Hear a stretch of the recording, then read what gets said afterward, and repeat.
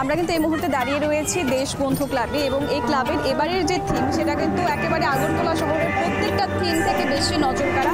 কারণ এই ক্লাবে কিন্তু তৈরি হয়েছে এবার পেহেলগাঁও যে ঘটনা হয়েছে সেখানে যে 26 জন সেখানে নিহত হয়েছে তাদের এখানে ছবি, তাদেরকে সেখানে শ্রদ্ধা জানানো হয়েছে এবং সেই গোটা পেহেলগাঁওয়ের ঘটনা নিয়েই কিন্তু এই এবারের দেশবন্ধু ক্লাবের পুজো মণ্ডপ, পুজো প্যান্ডেল তৈরি করা হয়েছে। এটা দেখতে কিন্তু হাজারো দর্শনার্থীদের ভিড় আমরা লক্ষ্য করতে পারছি। প্রচুর দর্শনার্থীরা কিন্তু এই মুহূর্তে লাইনে দাঁড়িয়ে আছে এই ক্লাবটা দেখার জন্য। আমরা ভেতরে যাব, দেখানোর চেষ্টা করবো আপনাদেরকে প্রত্যেকটা জিনিস।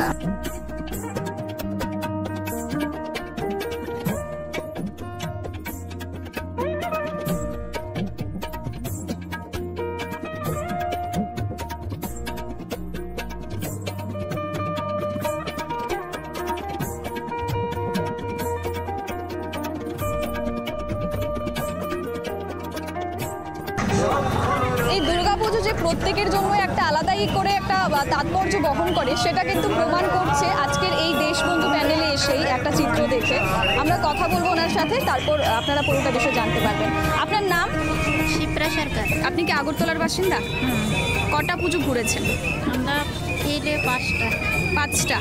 এই অবস্থায় আপনার পুজো ঘুরতে কি কোনো ধরনের সমস্যার সম্মুখীন হতে? সমস্যা তো আছে, তারপরে তো না বাইরে তো মানে দেখা হতো না, তার জন্য মানে একটু কষ্ট করে পুজোটা দেখলাম। 5টা পুজো দেখেছেন, কোনটা ভালো লেগেছে?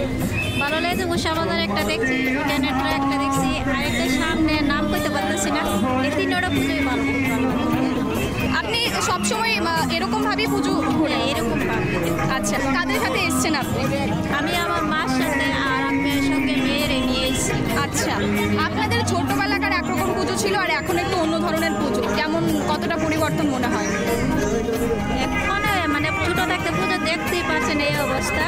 এখন একটু বড় অনেক পর তারপরে মানে এই তো গাড়ি রিজার্ভ করে নিয়ে জায়গায় জায়গায় একটু পূজা দেখে। আগে তো পুজোই দেখতে পাচ্ছি মানে এই অবস্থা দেখতে।